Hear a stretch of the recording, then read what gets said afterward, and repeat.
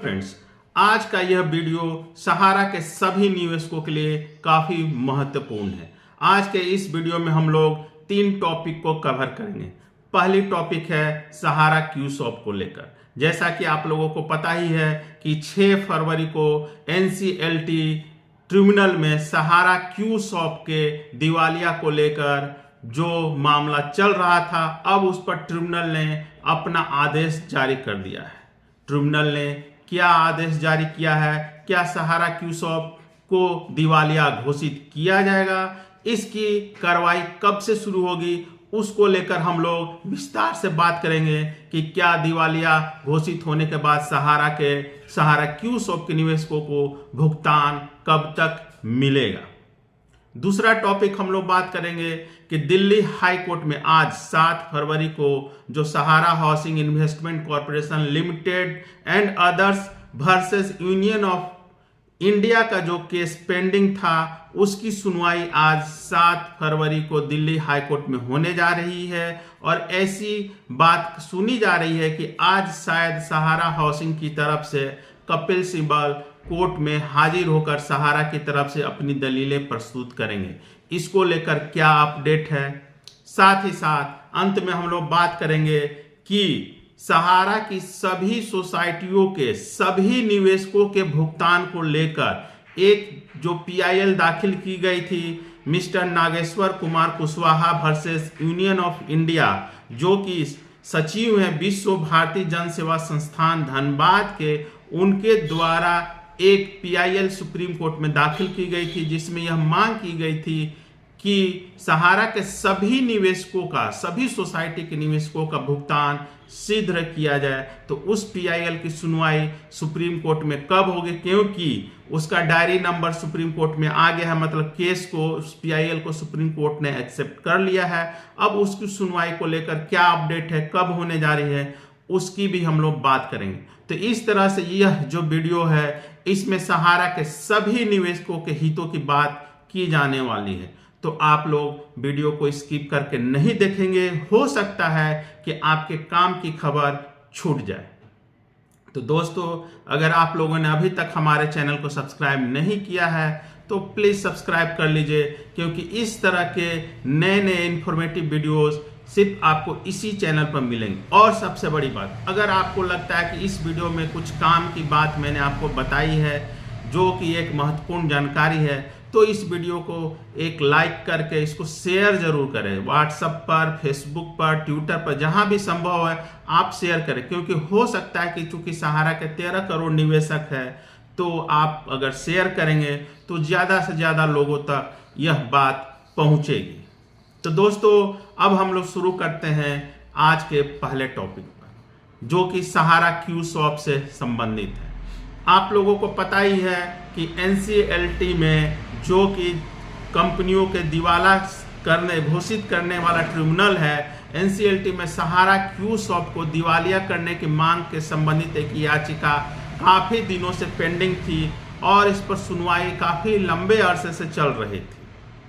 अब दोनों, चूंकि जो सहारा क्यूसॉप है वो एग्री हो गया है कि उसे दिवालिया घोषित कर दिया जाए, और उसको दिवालिया घोषित करने के बाद जो कार्रवाई शुरू की जाए, उसके बाद जो पेमेंट आएगा, जो भुगतान होगा, उसके भुगतान उस राशि से सहारा क्यूसॉप के निवेशकों का भुगतान किया जाए। यह मामला 4-5 करोड़ को रुपए को लेकर था, जो कि एनसीएलटी में दिवाला घोषित करने संबंधित एक दायर किया गया था, एक कुछ भाड़े का मामला था। ये इसका बात मैं किसी दूसरे वीडियो में बताऊंगा, क्योंकि इसको अगर मैं जाऊंगा तो वीडियो काफी लंबा हो जाएगा। तो उसने सहारा क्यूसॉप को दिवालिया घोषित करके उसके भाड़े के भुगतान संबंधित याचिका एनसीएलटी में लगाई थी। अब क्योंकि काफी दिन से सहारा क्यूसॉप इसको लेकर टाल रहा था, लेकिन कल वो एनसीएलटी के ट्रिब्यूनल में एग्री हो गया कि उसे दिवालिया घोषित करके जो भी भुगतान लंबित है उस भुगतान को कर दिया जाए।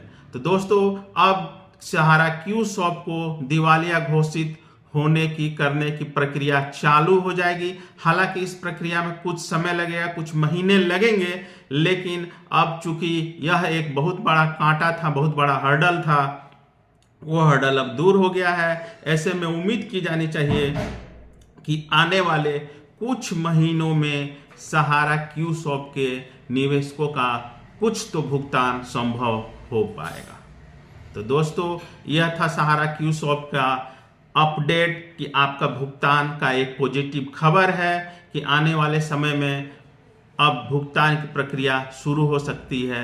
जब इतने दिन इंतजार किए हैं तो कुछ दिन और। साथ ही साथ मैं सहारा क्यूसॉफ्ट के निवेशकों से भी यह कहूँगा कि वो लोग काफ़ी ज़्यादा कमेंट करते हैं, तो वो लोग घबराए नहीं, इंतजार करें।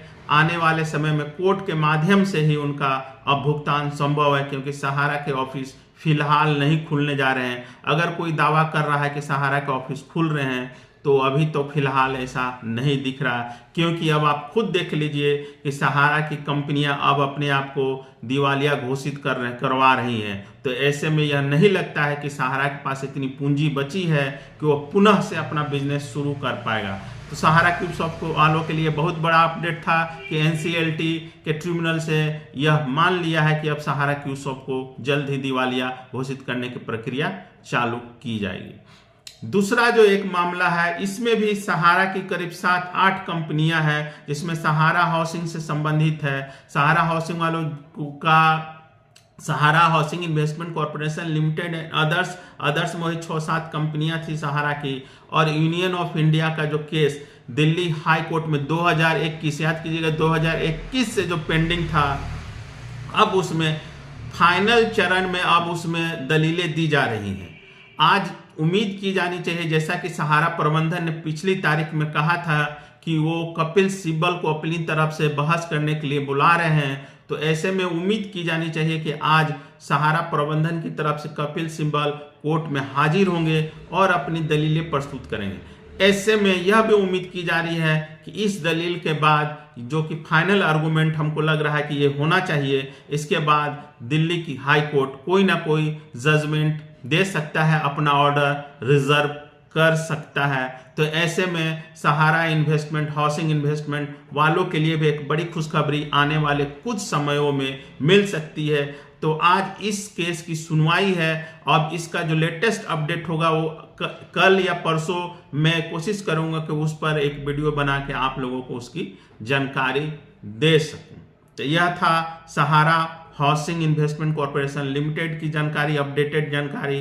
अब तीसरा मुद्दा जो है, जो बहुत बड़ा है, जिससे कि सहारा के सभी निवेशक, चाहे वो किसी भी कोऑपरेटिव सोसाइटी के निवेशक हो, वो प्रभावित होने वाले हैं। जी हाँ दोस्तों, धनबाद के विश्व भारती जन सेवा संस्थान के सचिव नगेंद्र कुमार कुशवाहा और उनके साथ करीब 12-13 अन्य और लोग हैं, उन लोगों ने सहारा के सभी सोसाइटियों पर, साथ ही साथ भारत सरकार को पार्टी बनाकर एक पीआईएल सुप्रीम कोर्ट में दाखिल की थी।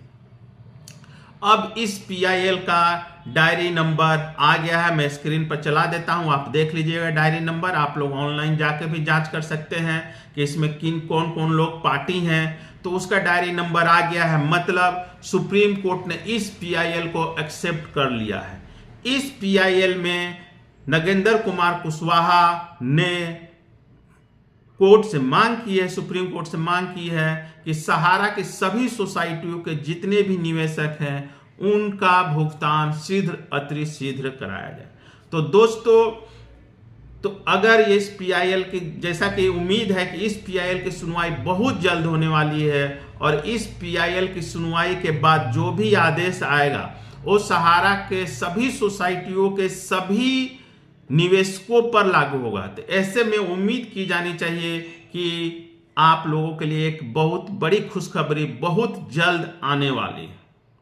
अब पीआईएल चूंकि सुप्रीम कोर्ट ने एक्सेप्ट कर लिया है, डायरी नंबर भी आ गया है, और इस पीआईएल ने, चूंकि इससे पहले जितने भी पीआईएल हो रहे थे वो व्यक्तिगत पर्सनल रूप से हो रहे थे, अपना जिन्होंने निवेश किया था उसके भुगतान की बात हो रही थी, लेकिन यह पीआईएल कुछ दूसरे तरह से बनाया गया है, और इस पीआईएल में सहारा के सभी सोसाइटियों को शामिल करके पार्टी बनाया गया है और सुप्रीम कोर्ट से मांग की गई है कि सभी सोसाइटियों में सभी निवेशकों के हितों को ध्यान में रखकर सभी का भुगतान सुनिश्चित किया जाए, सरकार को आदेश दिया जाए कि सबका भुगतान हो। तो यह पीआईएल अपने आप में एक अनूठा होने जा रहा है। उम्मीद की जानी चाहिए कि बहुत ही जल्द सुप्रीम कोर्ट इस पर सुनवाई करेगा और सहारा के निवेशकों के हितों की यहाँ पर बात होगी और उनके हितों की रक्षा सुप्रीम कोर्ट करेगा। तो दोस्तों, यह 3 अपडेट था जो कि सहारा के निवेशकों से सीधा सीधा संबंधित था। उम्मीद करता हूं कि मेरे द्वारा संक्षेप में, मैंने काफी शॉर्ट में संक्षेप में आपको यह जानकारी दी, लेकिन मूल बातों को मैंने इस वीडियो में रखा है। इससे संबंधित अगर कोई डिटेल जानकारी आपको चाहिए तो आप कमेंट करके पूछ सकते हैं। धन्यवाद।